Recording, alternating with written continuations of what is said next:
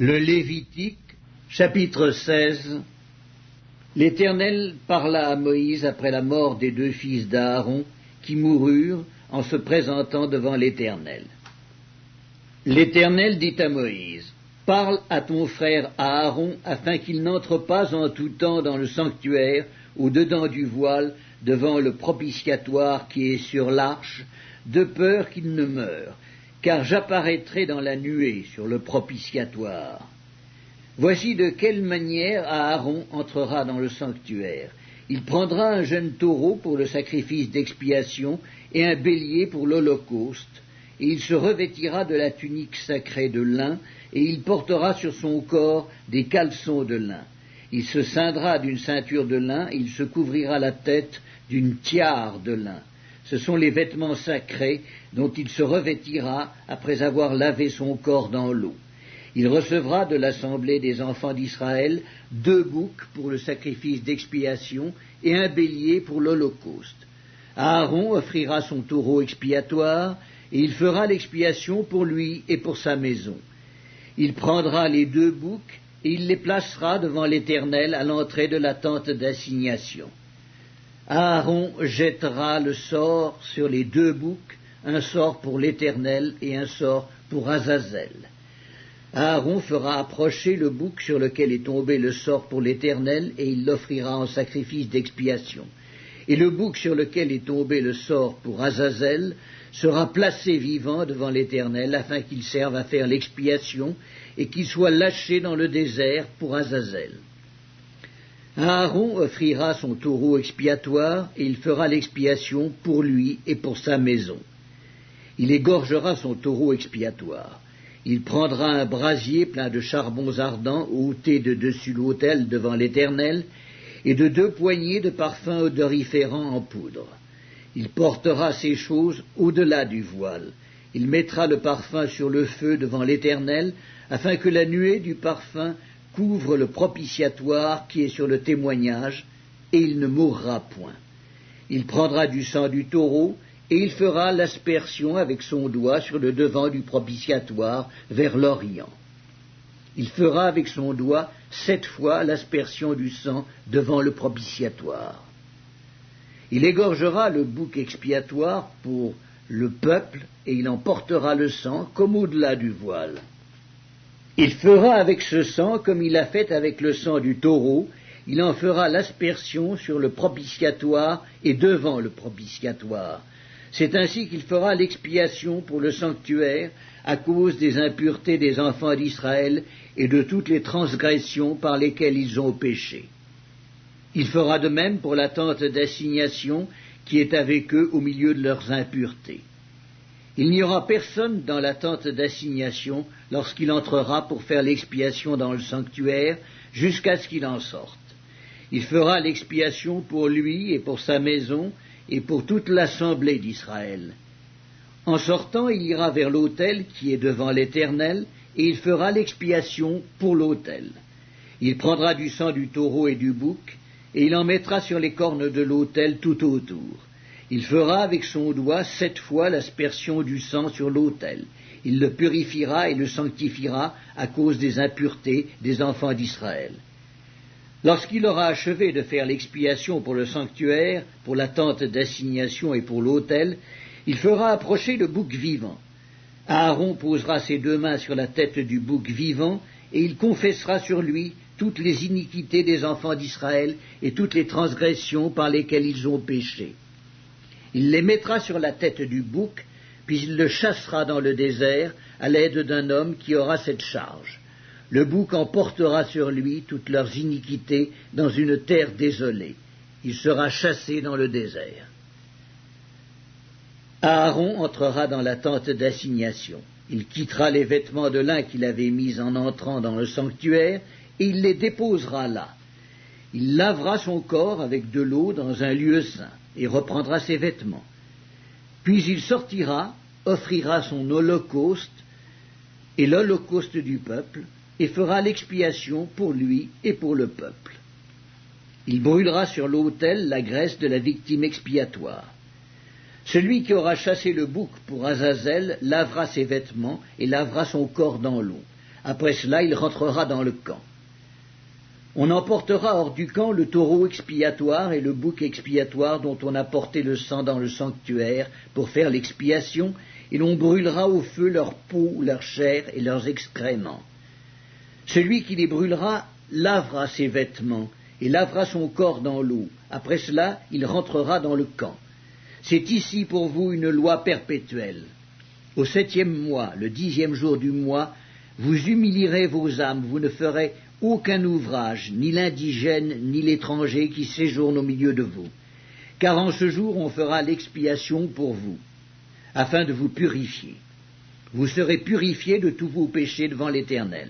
Ce sera pour vous un sabbat, un jour de repos, et vous humilierez vos âmes. C'est une loi perpétuelle. L'expiation sera faite par le sacrificateur qui a reçu l'onction et qui a été consacré pour succéder à son père dans le sacerdoce. Il se revêtira des vêtements de lin, des vêtements sacrés. Il fera l'expiation pour le sanctuaire de sainteté, il fera l'expiation pour la tente d'assignation, pour les sacrificateurs et pour tout le peuple de l'assemblée.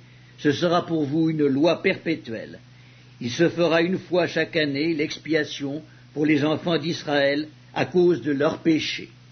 On fit ce que l'Éternel avait ordonné à Moïse.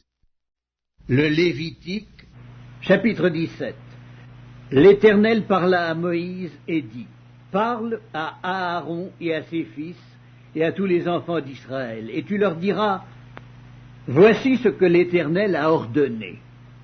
Si un homme de la maison d'Israël égorge dans le camp ou hors du camp un bœuf, un agneau ou une chèvre, et ne l'amène pas à l'entrée de la tente d'assignation pour en faire une offrande à l'Éternel devant le tabernacle de l'Éternel, le sang sera imputé à cet homme.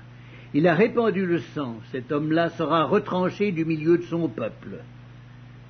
C'est afin que les enfants d'Israël, au lieu de sacrifier leurs victimes dans les champs, les amènent au sacrificateur devant l'Éternel à l'entrée de la tente d'assignation, et qu'il les offre à l'Éternel en sacrifice d'action de grâce. Le sacrificateur en répandra le sang sur l'autel de l'Éternel à l'entrée de la tente d'assignation, et il brûlera la graisse, qui sera d'une agréable odeur à l'Éternel. Ils n'offriront plus leurs sacrifices aux boucs avec lesquels ils se prostituent. Ce sera une loi perpétuelle pour eux et pour leurs descendants. Tu leur diras donc, si un homme de la maison d'Israël ou des étrangers qui séjournent au milieu d'eux offrent un holocauste ou une victime et ne l'amènent pas à l'entrée de la tente d'assignation pour l'offrir en sacrifice à l'Éternel, cet homme-là sera retranché de son peuple. Si un homme de la maison d'Israël ou des étrangers qui séjournent au milieu d'eux mange du sang d'une espèce quelconque, je tournerai ma face contre celui qui mange le sang, et je le retrancherai du milieu de son peuple. Car l'âme de la chair est dans le sang. Je vous l'ai donné sur l'autel, afin qu'il servît d'expiation pour vos âmes, car c'est par l'âme que le sang fait l'expiation. C'est pourquoi j'ai dit aux enfants d'Israël, personne d'entre vous ne mangera du sang, et l'étranger qui séjourne au milieu de vous ne mangera pas du sang. Si quelqu'un des enfants d'Israël ou des étrangers qui séjournent au milieu d'eux prend à la chasse un animal ou un oiseau qui se mange, il en versera le sang et le couvrira de poussière, car l'âme de toute chair, c'est son sang qui est en elle. C'est pourquoi j'ai dit aux enfants d'Israël, vous ne mangerez le sang d'aucune chair, car l'âme de toute chair, c'est son sang. Quiconque en mangera sera retranché. Toute personne, indigène ou étrangère, qui mangera d'une bête morte ou déchirée, lavera ses vêtements, se lavera dans l'eau et sera impure jusqu'au soir, puis elle sera pure. Si elle ne lave pas ses vêtements et ne lave pas son corps, elle portera la peine de sa faute. Le Lévitique, chapitre 18. L'Éternel parla à Moïse et dit, « Parle aux enfants d'Israël, et tu leur diras, je suis l'Éternel votre Dieu. Vous ne ferez point ce qui se fait dans le pays d'Égypte, où vous avez habité, et vous ne ferez point ce qui se fait dans le pays de Canaan, où je vous mène. Vous ne suivrez point leurs usages, Vous pratiquerez mes ordonnances et vous observerez mes lois. Vous les suivrez. Je suis l'Éternel, votre Dieu. Vous observerez mes lois et mes ordonnances. L'homme qui les mettra en pratique vivra par elles. Je suis l'Éternel. Nul de vous ne s'approchera de sa parente pour découvrir sa nudité. Je suis l'Éternel. Tu ne découvriras point la nudité de ton père, ni la nudité de ta mère. C'est ta mère. Tu ne découvriras point sa nudité. Tu ne découvriras point la nudité de la femme de ton père. C'est la nudité de ton père. Tu ne découvriras point la nudité de ta sœur, fille de ton père ou fille de ta mère, née dans la maison ou née hors de la maison. Tu ne découvriras point la nudité de la fille de ton fils ou de la fille de ta fille, car c'est ta nudité. Tu ne découvriras point la nudité de la fille de la femme de ton père, née de ton père, c'est ta sœur. Tu ne découvriras point la nudité de la sœur de ton père, c'est la proche parente de ton père. Tu ne découvriras point la nudité de la sœur de ta mère, car c'est la proche parente de ta mère. Tu ne découvriras point la nudité du frère de ton père. Tu ne t'approcheras point de sa femme, c'est ta tante. Tu ne découvriras point la nudité de ta belle-fille, c'est la femme de ton fils. Tu ne découvriras point sa nudité. Tu ne découvriras point la nudité de la femme de ton frère, c'est la nudité de ton frère. Tu ne découvriras point la nudité d'une femme et de sa fille. Tu ne prendras point la fille de son fils, ni la fille de sa fille, pour découvrir leur nudité. Ce sont des proches parentes, c'est un crime. Tu ne prendras point la sœur de ta femme pour exciter une rivalité, en découvrant sa nudité à côté de ta femme pendant sa vie. Tu ne t'approcheras point d'une femme pendant son impureté menstruelle pour découvrir sa nudité. Tu n'auras point commerce avec la femme de ton prochain pour te souiller avec elle. Tu ne livreras aucun de tes enfants pour le faire passer à Moloch, et tu ne profaneras point le nom de ton Dieu. Je suis l'Éternel. Tu ne coucheras point avec un homme comme on couche avec une femme, c'est une abomination. Tu ne coucheras point avec une bête pour te souiller avec elle. La femme ne s'approchera point d'une bête pour se prostituer à elle, c'est une confusion. Ne vous souillez par aucune de ces choses, car c'est par toutes ces choses que se sont souillées les nations que je vais chasser devant vous. Le pays en a été souillé. Je punirai son iniquité et le pays vomira ses habitants.